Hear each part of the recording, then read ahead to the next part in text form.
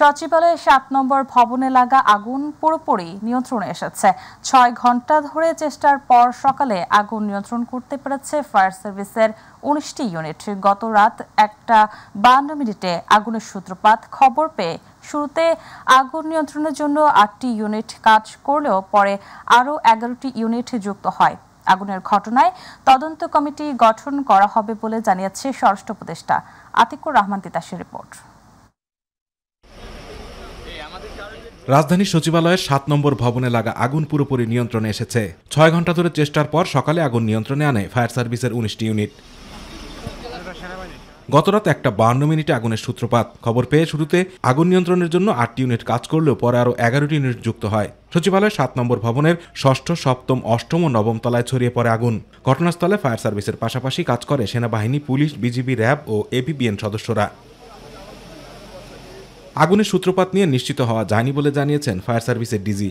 এটার বেশি কারণ সম্ভবত ইন্টেরিয়র ডেকোরেশন ছিল এবং যে বিদ্যুৎ লাইন যেটা আছে, যখন এক জায়গায় আগুন ধরলে বিদ্যুৎ লাইনের মধ্যে সব জায়গায় ছড়ায় পড়ে, এটা হতে পারে। বাট ইনিশিয়াল কারণ আমরা এখনো বের করতে পারি নাই। আমাদের আগুন নেভানোর পর আমরা যখন সব জায়গায় সার্চ করব তখন হয়তো আপনাদেরকে একটা ধারণা দিতে পারবো। এদিকে আগুনের ঘটনায় তদন্ত কমিটি গঠন করা হবে বলে জানিয়েছেন স্বরাষ্ট্র উপদেষ্টা লেফটেন্যান্ট জেনারেল অবসরপ্রাপ্ত মোহাম্মদ জাহাঙ্গীর আলম চৌধুরী। এটার ব্যাপারে আমরা একটা তদন্ত কমিটি গঠন করে দিচ্ছি। ক্যাবিনেট সেক্রেটারি অলরেডি ইনস্ট্রাকশন দেওয়া হয়েছে, হোম সেক্রেটারি অলরেডি ইনস্ট্রাকশন দেওয়া হয়েছে একটা তদন্ত কমিটি, হাই পাওয়ার একটা তদন্ত কমিটি করে দেওয়ার জন্য।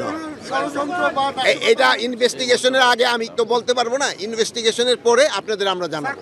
আগুন নেভানোর সময় ট্রাক চাপায় আহত হয় ফায়ার সার্ভিসের এক কর্মী, পরে তার মৃত্যু হয়। নিহত ফায়ার ফাইটারের নাম মোহাম্মদ সোহানুজ্জামান নয়ন। আতিকুর রহমান তিতাস, মাই টিভি।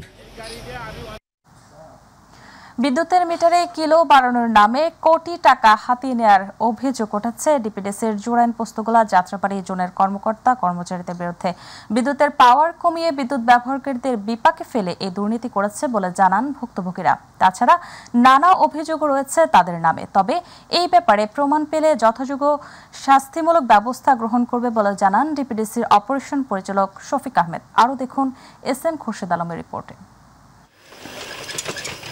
দীর্ঘদিন থেকে রাজধানীর বিভিন্ন এলাকায় চলছে লোডশেডিং নামে গ্রাহকদের বিড়ম্বনা। এই লোডশেডিং এর বিড়ম্বনা লাঘবে মাত্র ৪৮৩ টাকা ফি দিয়ে বিদ্যুতের শক্তি বাড়ানোর ব্যবস্থা করেছে সরকার, যাতে গ্রাহকদের লোডশেডিং বিড়ম্বনা আর না হয়। আর এই সুযোগে অতিরিক্ত অর্থ নিয়ে লোড বাড়ানোর নামে রাজধানীর জুরাইন পুস্তকগোলা যাত্রাবাড়ি সহ বিভিন্ন এলাকায় দেদারসে চলছে এই হরিলুটের বাণিজ্য। যার কাছে যা পাচ্ছেন তাই লুটে নিচ্ছেন অসৎ কর্মচারীরা, যেন দেখার কেউ নেই। অফিসার বলছে আপনার কিলো বাড়ান রাখবো, আমার তিনি টাকা চাইছে ৩৫,০০০ টাকা আর কি কন্ট্যাক্ট করছে আর কি। এখন ৭ কিলো করিয়া আনতে কয়, টাকা লাগবে ১০,০০০ টাকা দিয়ে ৭ কিলো করে নিয়ে আসেন। পার কিলোতে ২,০০০ টাকা চাইছে, ২০ কিলো লাইন নামাই দিলে ওনারা বলছে যে ৪০,০০০-৪৫,০০০ টাকা খরচ হইব। ভবিষ্যতে যেন এই ধরনের কাজ ডিপিডিসির কর্মচারীরা করতে সাহস না পায়, তার জন্য যথাপযুক্ত বিচার চেয়েছেন ভুক্তভোগীরা। সিস্টেম করে আয়া বন্ধ করে দিয়ে লোক পাঠা দিতেছে, যে কোনো ঝামেলা করে মিটার একবার বন্ধ করে দিয়ে লক করে দিয়ে টাকা নিচ্ছে। তাদের বিরুদ্ধে যথাযথ ব্যবস্থা নেওয়া উচিত। সরকারিভাবে যে রেট আছে সেই রেটে আপনারা বাড়ায় দেন, কিন্তু সরকারিভাবে তো ওরা বলতেছে না। মানে এটা একটা আমাদের কাছে মনে হচ্ছে আমরা একটা জিম্মি। বিদ্যুৎ বিভাগের ব্যবস্থাপনা পরিচালক ব্যবস্থা না নিলেও ডিপিডিসির অপারেশন পরিচালক শাস্তিমূলক ব্যবস্থা গ্রহণ করবেন বলে জানান শফিক আহমেদ। যদি আসে অবশ্যই আমরা ব্যবস্থা নিব। হ্যাঁ, প্রয়োজন হলে তাদেরকে চাকরিচ্যুত করা হবে। সমস্যা যে লোড বাড়াতে গিয়ে আমাদের অফিস বা অফিসের লোকজন পয়সা ফেলছে, তাদেরকে রিকোয়েস্ট করবো এই যে আমি আপনাকে কার্ডটা দিচ্ছি, আমার এই নাম্বারটা টিভি স্ক্রলে দিবেন। তারা সরাসরি আমার সাথে যোগাযোগ করবে যে স্যার এই লোড বাড়ানোর জন্য আমার কাছে টাকা যাচ্ছে, আমি সাথে সাথে অ্যাকশন নেব ইনশাআল্লাহ। এস.এম. খোরশেদ আলম, মাই টিভি, ঢাকা। প্রকৃতিতে জানান দিচ্ছে এখন শীতকাল। শীত নিবারণে গরম কাপড়ের চাহিদা বাড়ছে সর্বত্র। চাহিদা পূরণ করতে নিম্নবিত্ত মধ্যবিত্ত মানুষের একমাত্র ভরসা হয়ে উঠেছে ফুটপাতে কাপড়ের দোকানগুলো। গার্মেন্টস শিল্প অধ্যুষিত এলাকা হওয়ায় ফুটপাতের দোকানগুলোর বেশিরভাগ ক্রেতাই গার্মেন্টস শ্রমিক। সাধ্যের মধ্যে একমাত্র ফুটপাতই তাদের ভরসা।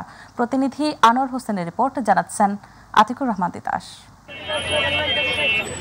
ঋতু বৈচিত্র্যের পালাক্রমে প্রকৃতি জানান দিচ্ছে এখন শীতকাল। প্রকৃতির এই শীত বার্তায় জমে উঠেছে আশুলিয়ার কয়েকটি পয়েন্টে গড়ে ওঠা ফুটপাতের শীতবস্ত্রের দোকান।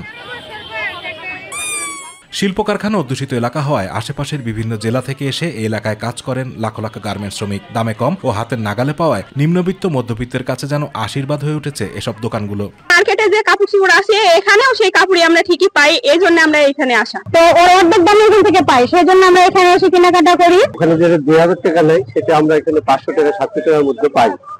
তো আমরা এর মধ্যে সন্তুষ্ট। 200 টাকা জিনিস 500 700 1000 এরকম দাম রাখে, তাই এখানে আইসি অল্প দামে কেনা যায়। শপিং মলের থেকে কম দাম হওয়ায় সকল শ্রেণী পেশার মানুষ ভিড় করছেন ফুটপাতে। আর বিক্রেতারা বলছেন অল্প লাভে বেশি বিক্রি হয় দিন শেষে ভালো একটা লভ্যাংশ থেকে যায়। আমরা এক মালে সর্বোচ্চ 10 থেকে 15 টাকা লাভ করি, আর বিক্রয় বেশি হিসাবে লাভ বেশি। 100 পিস বিক্রি করলে দেখা গেছে 10 টাকা লাভ করলে 1000 টাকা। মার্কেটে যেটা ধরেন আমাদের 100 টাকা, আমরা এখানে সেটা বিক্রি করি 30 টাকা। আর এই রেটের জন্য মানুষ এখানে বেশি ভিড় করে, বেশি আসে বা ফুটপাতে বেশি বেচা কিনা হয়। কম রেটে সাধারণত 200 250 পর্যন্ত বিক্রি করি, এগুলো মার্কেটের ভিতরে 300 400 টাকা করেন। পাইকারি রেট খুচরা রেট সব ধরনের মিলায় ঝুলায় বিক্রি করি। ব্র্যান্ডের পণ্য ক্রয় স্বাদ থাকলেও দাম সাধ্যের বাইরে থাকায় ফুটপাত থেকেই বস্ত্রের চাহিদা মেটাচ্ছেন নিম্নবিত্ত মধ্যবিত্ত সহ গার্মেন্টস শ্রমিকরা। বিভিন্ন রকমের কাটাফোটা যে প্রোডাক্ট গুলো দামি দামি ব্র্যান্ডের যেগুলো রিজেক্ট হয়ে যায়, সেই রিজেক্ট পোশাকগুলোই এই ফুটপাত থেকে কিনতে তারা বাধ্য হয়। মানুষের চাহিদার উপরেই সুখ শান্তি নির্ভরশীল, তাই নিজের অর্থনৈতিক সাধ্য বিবেচনায় অল্পতেই তৃপ্ত এসব নিম্ন আয়ের মানুষ। আতিকুর রহমান তিতাস, মাই টিভি। স্বাধীনতার 53 বছর পর ট্রেনে যাতায়াতের সুযোগ পেল নড়াইলের মানুষ। ট্রেন চলাচলের মধ্য দিয়ে নড়াইল ও লোহাগড়বাসী দীর্ঘদিনের কাঙ্ক্ষিত স্বপ্ন পূরণ হলো। মঙ্গলবার নড়াইল স্টেশন জুড়ে ছিল উৎসুক মানুষের ভিড়। নড়াইল হতে প্রথম ট্রেনে ওঠার সুযোগ পেয়ে ভীষণ খুশি যাত্রীরা। প্রতিনিধি খায়রুল ইসলামের রিপোর্ট, জানাচ্ছেন ইলিয়াস কমল। দীর্ঘ প্রতীক্ষিত ঢাকা-ভাঙ্গা, নড়াইল, খুলনা ও বেনাপোল রুটে মঙ্গলবার থেকে ট্রেন চলাচল শুরু হয়েছে। খুলনা থেকে ছেড়ে আসা জাহানাবাদ এক্সপ্রেস সকাল 7:38 নড়াইল স্টেশনে এসে পৌঁছালে নড়াইলবাসীর মধ্যে সৃষ্টি হয় এক অন্য রকমের আনন্দ উদ্দীপনা। প্রথম দিনে 50 জন যাত্রী নড়াইল থেকে ঢাকায় যাওয়ার টিকিট পান। ইতিহাসের সাক্ষী হতে পেরে ভীষণ খুশি যাত্রীরা। নিজেকে ধন্য মনে করছি এবং ইতিহাসের সাক্ষী হতে পেরে আমি নিজে গর্বিত। আজকে থেকে নড়াইল শহরের উপর দিয়ে প্রথম ট্রেন চলাচল শুরু করবে। এটা নড়াইলবাসীর জন্য এবং নড়াইলের একজন মানুষ হিসাবে এটা আমাদের জন্য, সকলের জন্য খুব খুশির সংবাদ। ট্রেন চলাচল চালু হয়েছে আজকের থেকে, আমরা সবাই খুশি। এমন মুহূর্ত উপভোগ করতে স্টেশনে এসেছিলেন জেলার বিভিন্ন শ্রেণী পেশার হাজারো উৎসুক মানুষ। টিকিট না পেয়ে মনক্ষুণ্ণ হয়েছেন অনেকেই। তবুও দেশের 49তম রেল সংযোগের জেলা হিসেবে যুক্ত হতে পেরে ভীষণ আনন্দিত। নির্বিঘ্নে যাতায়াতের লক্ষ্যে ট্রেনের সংখ্যা বাড়ানোর দাবি তাদের। 2 জুলাই ট্রেনের জায়গায় 4 জুলাই ট্রেন সকালে করবে, মানুষ যাতে নড়াইল থেকে যায় ঢাকায় অফিস করতে পারে, সুযোগ সুবিধা নিতে পারে, এটি আশা রাখি। নড়াইল স্টেশনের প্রথম স্টেশন মাস্টার হিসেবে দায়িত্ব পালন করতে পেরে খুশি এই কর্মকর্তা। ট্রেনের সুনাম অব্যাহত রাখতে নিরলসভাবে সেবা দিতে চান তিনি। কারণ নড়াইল বুকে প্রথম রেল চললো, আর আমি তো খুব হ্যাপি জনগণকে সেবা দিতে পেরে। মানুষের মুখে যে হাসি দেখে আমি তো অনেক হ্যাপি। এই কারণ আর নড়াইলের প্রথম স্টেশন মাস্টার হিসেবে যোগদান করতে পেরেছি, এটা তো গর্বের বিষয়। খুলনা ও বেনাপোল হতে প্রতিদিন 2টি ট্রেন ঢাকা যাবে, পুনরায় ফিরে আসবে। 2টা গাড়ি নিয়মিত যাওয়া আসা করবে, মোট আপে 2 বার, ডাউনে 2 বার। ইলিয়াস কমল, মাই টিভি। এবার গ্রাম বাংলার খবর।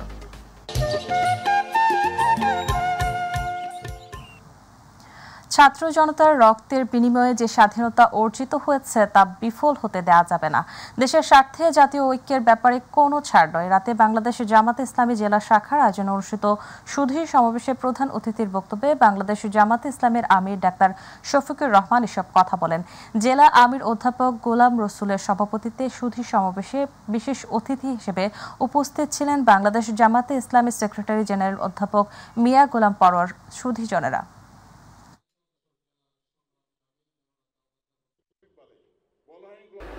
যদি জাতির মধ্যে বৃহত্তর ঐক্য থাকে, সকল ষড়যন্ত্র ব্যর্থ হয়েছে এবং হবে ইনশাআল্লাহ। এই জায়গাটা শক্ত করে ধরে রাখতে হবে। জাতীয় স্বার্থের জায়গায় এখানে কোনো দল নাই, কোনো ধর্ম নাই, এখানে আমরা সবাই এক। দিনাজপুরের পার্বতীপুরে প্রথমবারের মতো বস্তায় আদা চাষ শুরু করেছেন কৃষকেরা। উপজেলার বিভিন্ন ইউনিয়নের পতিত জমি ছাড়াও ছায়াযুক্ত বাগানে বস্তায় আদা চাষে সফলতা স্বল্প খরচে বেশি লাভ হওয়ায় উপজেলায় দিন দিন বস্তায় আদা চাষে ঝুঁকছেন স্থানীয় কৃষকরা। এদিকে উচ্চ ফলনশীল হওয়ায় মাঠ পর্যায়ে কৃষকদের আগ্রহ করা হচ্ছে বলে জানিয়েছেন উপজেলা কৃষি কর্মকর্তা রাজীব হোসাইন।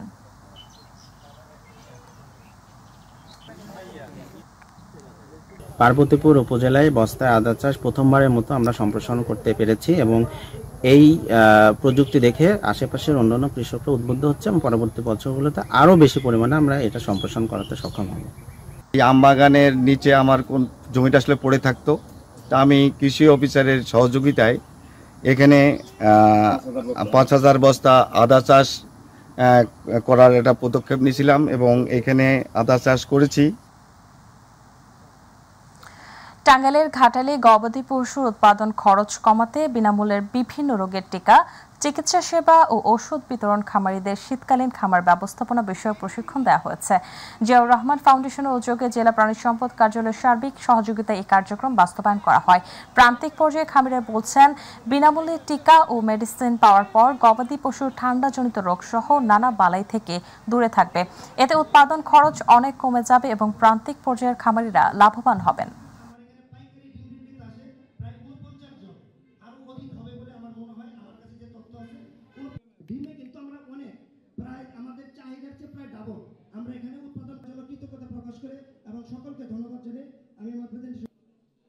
আজকের এই প্রোগ্রামের আলোকে এ পর্যায়ে শীতকালীন খামার ব্যবস্থাপনা সদস্য জনাব ডাক্তার মোহাম্মদ মুস্তাফিজুর রহমান স্যার, আমি স্যারকে বিনীতভাবে অনুরোধ জানাচ্ছি তার ভেটেরিনারিয়ান ও ব্যক্তিগতদের মাঝে পিপি বিতরণ অনুষ্ঠানে উপস্থিত আমাদের সম্মানিত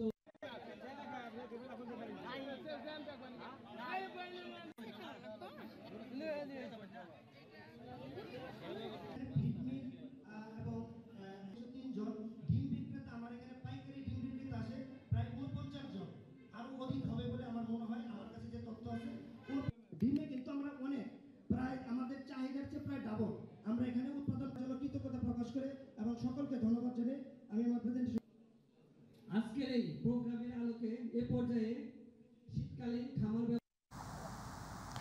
দিনাজপুরের ফুলবাড়িতে 199 বোতল ভারতীয় ফেন্সিডিল সহ 2 জনকে আটক করেছে থানা পুলিশ। পৌর শহরের ঢাকা মোড় নামক স্থানে চাল বোঝাই ট্রাকে তল্লাশি করে 199 বোতল ভারতীয় ফেন্সিডিল সহ মিলন চন্দ্র এবং মাসুদ রানাকে আটক করেন।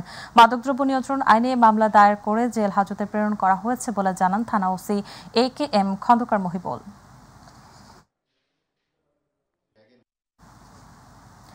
দীর্ঘদিন পর কুষ্টিয়ার কুমারখালী উপজেলা ও পৌর বিএনপির উদ্যোগে বিশেষ কর্মী সভা অনুষ্ঠিত হয়েছে। বুধবার সভায় প্রধান অতিথি হিসেবে উপস্থিত ছিলেন সাবেক সংসদ সদস্য ও বেগম খালেদা জিয়ার উপদেষ্টা সৈয়দ মেহেদী আহমেদ রুমি।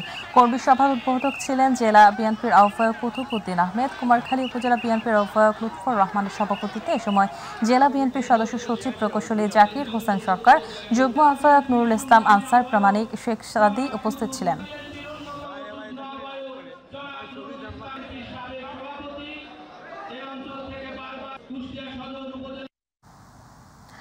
উপজেলার কৌড়িহাতা ইউনিয়নের কৃষক দলের উদ্যোগে আঞ্জাবুর সরকারি প্রাথমিক বিদ্যালয় মাঠে বুধবার কেন্দ্রীয় কৃষক সমাবেশ অনুষ্ঠিত হয়েছে। গাজীপুর জেলা সিনিয়র যুগ্ম আহ্বায়ক মোহাম্মদ মাহবুবুর রহমানের সভাপতিত্বে জেলার কৃষক দলের সদস্য সচিব ফকির ইস্কান্দার আলম জানু সঞ্চালনায় প্রধান অতিথি হিসেবে বক্তব্য রাখেন। ঢাকা দক্ষিণের কৃষক দলের যুগ্ম আহ্বায়ক মোহাম্মদ হারুনুর রশিদ শিকদার। বক্তব্য রাখেন উপজেলা কৃষক দল নেতা মোহাম্মদ আক্তারুজ্জামান সহ স্থানীয় নেতৃবৃন্দরা।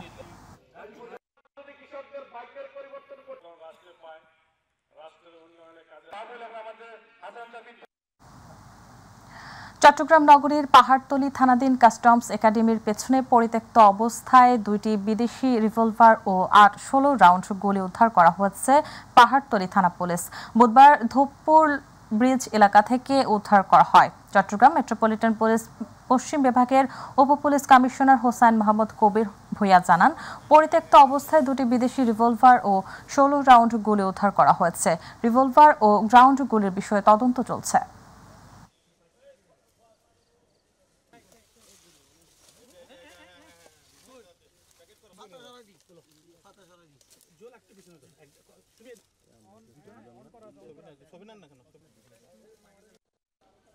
তো 5ই আগস্ট যে দেশব্যাপী যে ম্যাসাকার হয়েছে, সেই ম্যাসাকারের সময় কিন্তু আপনাদের হলো যে পুলিশের অস্ত্রগুলো যেরকম মিসিং হয়েছে, সাইড বাই সাইড যে বৈধ অস্ত্র সেগুলো কিন্তু থানা থেকে কিন্তু মিসিং হয়েছে। আমাদের এখনো পর্যন্ত আরও 60টা মতো আরও আমাদের থানার যে অস্ত্র পিস্তল এগুলো এখনও আছে, এখনও উদ্ধার করা সম্ভব না, আমরা চেষ্টায় আছি। আর যে আজকে যে উদ্ধার হলো এগুলো আসলে বিদেশি রিভলভার, এগুলো রিভলভারের পরে এগুলোতে আসলে পাবলিকের জমাকৃত হইতে পারে অথবা অবৈধভাবেও হইতে পারে। কুমিল্লা বিশ্ববিদ্যালয়ের উপাচার্য অধ্যাপক ডক্টর মোহাম্মদ হায়দার আলী বলেছেন, 1757 সালে ইংরেজরা যখন এদেশ দখল করে তখন এই মাটি থেকে ইসলামকে নিশ্চিহ্ন করার নানামুখী ষড়যন্ত্র শুরু হয়। তারপর থেকে আলেমগঞ্জ ছোট ছোট দ্বীনি প্রতিষ্ঠানগুলোকে লুকিয়ে কখনো আলেমদের বাড়িতে দ্বীনি শিক্ষা বজায় রেখেছিলেন। বুড়িচং উপজেলার কালাকচুয়া ফাজিল মাদ্রাসার 75 বছর পূর্তি উদযাপন অনুষ্ঠানে প্রধান অতিথির বক্তব্যে তিনি এসব কথা বলেন। এ সময় বিশিষ্ট জনেরা উপস্থিত ছিলেন।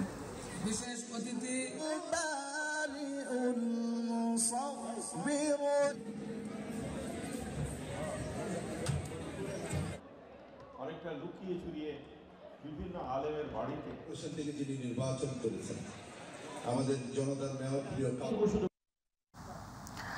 দর্শক, এই মুহূর্তে সচিবালয়ের সামনে থেকে যুক্ত হচ্ছেন সহকর্মী সাইদুর রহমান আবির। আবির, অগ্নিকাণ্ডের ঘটনায় সবশেষ কি খবর আছে আপনার কাছে, জানাবেন আমাদের।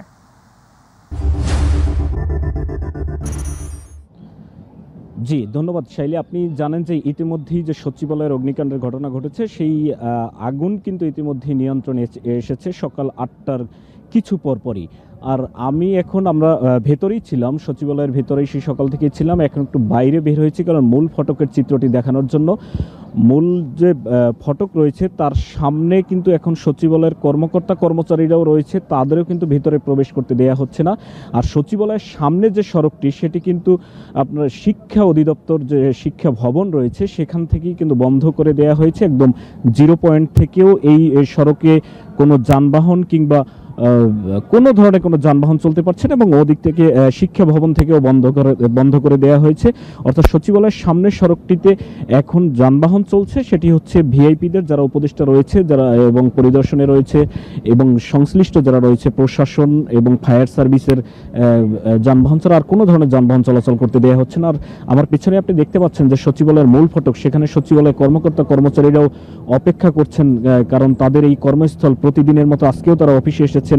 অনেকে অফিস টাইমের অনেক আগেই এসেছেন, কারণ এই কর্মস্থলের একটি দুর্ঘটনার খবর পেয়ে যেভাবে পেরেছেন ছুটে এসেছেন, কিন্তু তারা ভেতরে কিন্তু প্রবেশ করতে পারেনি। আর আপনি জানেন যে দিবাগত রাত অর্থাৎ গত রাতে ঠিক 1টার পরপরই 2টার আগে এখনো সুনির্দিষ্ট সময়টি কিন্তু বলতে পারেনি এক্স্যাক্টলি যে কয়টায়, 1টার পরপরে এবং সেটা 1টা থেকে 2টার মধ্যে সচিবালয়ের যে 7 নম্বর ভবনটি রয়েছেন সেখান থেকে কিন্তু আগুনের সূত্রপাত হয়। এবং এই ভবনে আপনি জানেন যে সড়ক পরিবহন ও সেতু মন্ত্রণালয় এই ভবনে, তথ্য প্রযুক্তি ডাক টেলিযোগাযোগ এই ভবনে, যুব ক্রীড়া, তারপর শ্রম কর্মসংস্থান এবং স্থানীয় সরকার পল্লী উন্নয়ন সমবায় মন্ত্রণালয় কিন্তু এই 7 নম্বর ভবনে রয়েছে। মোট প্রায় 5টি এবং অর্থ মন্ত্রণালয়ের অভ্যন্তরীণ যে অর্থ সম্পদ বিভাগ সেই বিভাগটিও কিন্তু এই 7 নম্বর ভবনে। অর্থাৎ অতি গুরুত্বপূর্ণ রাষ্ট্রের যে গুরুত্বপূর্ণ কিছু মন্ত্রণালয় তার মধ্যে যে 4-5টি মন্ত্রণালয় সেটি কিন্তু এই 7 নম্বর ভবনে রয়েছে। এবং আপনি জানেন যে প্রায় 6 ঘন্টা লেগেছে এই আগুনটি নিয়ন্ত্রণে আনতে। ফায়ার সার্ভিসের কর্মকর্তাদের কাছে আমাদের প্রশ্ন ছিল যে আসলে প্রায় প্রথম 8টি ইউনিট আসে এই আগুন নিয়ন্ত্রণের জন্য, পরে একের পর এক আস্তে আস্তে প্রায় 19টি ইউনিট কাজ করেছে এই সচিবালয়ের আগুন নিয়ন্ত্রণে আনতে। ফায়ার সার্ভিসের ডিজি রয়েছেন, তাদের কাছে আমাদের গণমাধ্যম কর্মীদের প্রশ্ন ছিল যে 6 ঘন্টা কেন প্রয়োজন হলো এই আগুন নিয়ন্ত্রণে আনতে, যেহেতু একটি ভবনই আগুন। ওনারা বললেন যে জায়গাটি খুবই আবদ্ধ এবং কর্মস্থলটি বন্ধ থাকায়, অফিসটি বন্ধ থাকায়, ভবনের সবকটি দরজা বন্ধ থাকায়, রুম বন্ধ থাকায় ওনাদের প্রতিটি রুমে পানি দিতে হয়েছে, গ্লাস ভেঙে, কিছু কিছু দরজা ভেঙে ফায়ার সার্ভিস কর্মীরা যেভাবে পেরেছেন দরজা গেট এগুলো ভেঙে তারপরে ওনাদের পানির পাইপ ভিতরে দিতে হয়েছে এবং পানি ছাড়তে হয়েছে, যে কারণে বেশি সময় লেগেছে এই আগুনটি নিয়ন্ত্রণে আনতে।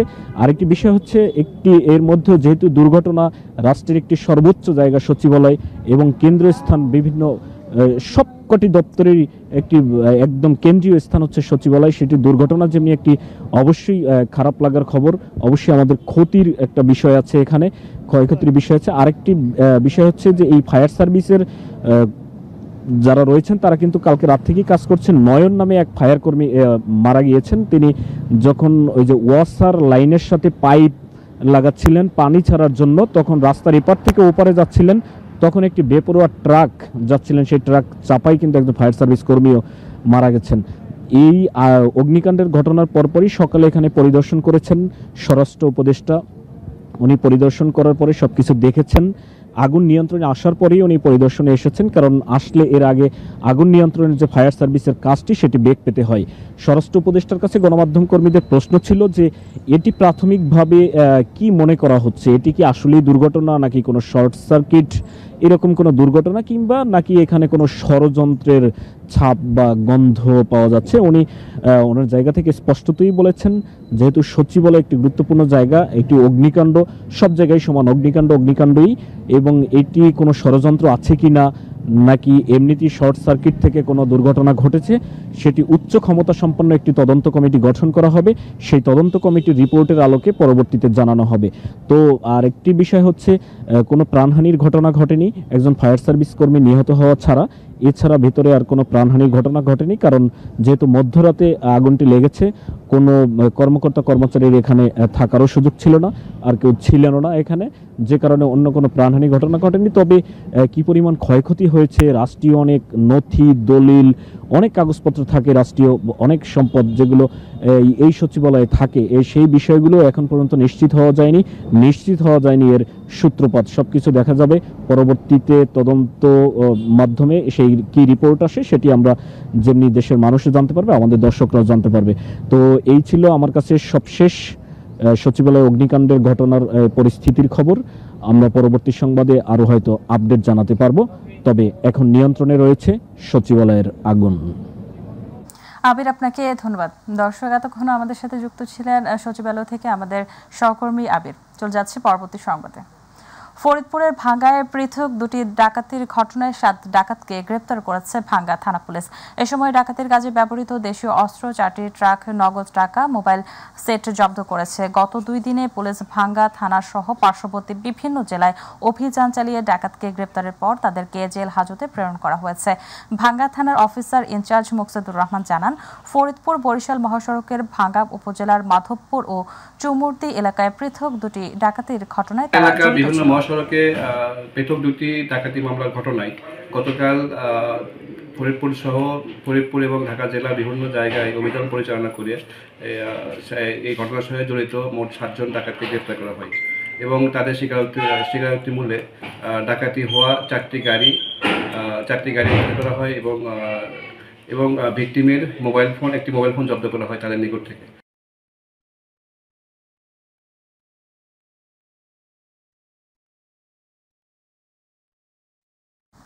মুন্সিগঞ্জে নৌ পুলিশের সার্বিক সহযোগিতায় ও ভ্রাম্যমাণ আদালতের অভিযানে 6,75,00,000 টাকার অবৈধ কারেন্ট জাল জব্দ করে প্রকাশ্যে জনসম্মুখে আগুনে পুড়িয়ে ধ্বংস করা হয়েছে। মুক্তারপুর নৌ পুলিশ ফাঁড়ির ইনচার্জ মোহাম্মদ লুৎফর রহমান জানান, গোপন সংবাদের ভিত্তিতে বুধবার বিকেলে সদর উপজেলার ফিরিঙ্গি বাজার এলাকায় একটি অবৈধ কারেন্ট জাল তৈরির কারখানার অভিযান পরিচালনা করেন সহকারী কমিশনার ভূমি AKM হাসানুর রহমান। এ সময় অবৈধ কারখানা থেকে 20 লক্ষ মিটার অবৈধ কারেন্ট জাল এবং 2,500 রেল ববিন জব্দ করা হয়, যাহার মূল্য 6,75,00,000 টাকা। মেহেরপুরের গাংনী উপজেলার তেঁতুলবাড়িয়া ইউনিয়নের দয়ের পাড়া গ্রামে ব্যবসায়ের মুদি দোকানের সামনে থেকে দুটি বোমা সদৃশ বস্তু উদ্ধার করেছে পুলিশ। সকালে তেঁতুলবাড়িয়া দয়ের পাড়া গ্রামের একটি মুদি দোকানের সামনে থেকে দুটি বোমা সদৃশ বস্তা উদ্ধার করা হয়। গাংনী থানার অফিসার ইনচার্জ বাণী ইসরায়েল জানান, খবর পেয়ে ঘটনাস্থলে পুলিশের একটি টিম পাঠানো হয়েছে। বোমা সদৃশ বস্তু উদ্ধার করা হয়েছে। ধারণা করা হচ্ছে ভয়ভীতি দেখানোর উদ্দেশ্যে দুর্বৃত্তরা বোমা সদৃশ বস্তুটি রেখে যেতে পারে। ময়মনসিংহের আরাফাত রহমান কোকো স্মৃতি ফুটবল টুর্নামেন্ট অনুষ্ঠিত হয়েছে। বুধবার ময়মনসিংহ স্টেডিয়ামে অনুষ্ঠিত টুর্নামেন্টের উদ্বোধন করেন বিএনপির যুগ্ম মহাসচিব হাবিব ও নবী খান সোহেল। এ সময় জাতীয় দলের সাবেক ফুটবলার আমিনুল হক, কায়সার হামিদ, বিএনপির সাংগঠনিক সম্পাদক শরীফুল আলম, দক্ষিণ জেলা বিএনপির আহ্বায়ক জাকির হোসেন বাবলু সহ অন্যান্যরা উপস্থিত ছিলেন। খেলায় লাল দল 1-0 গোলে সবুজ দলকে পরাজিত করে।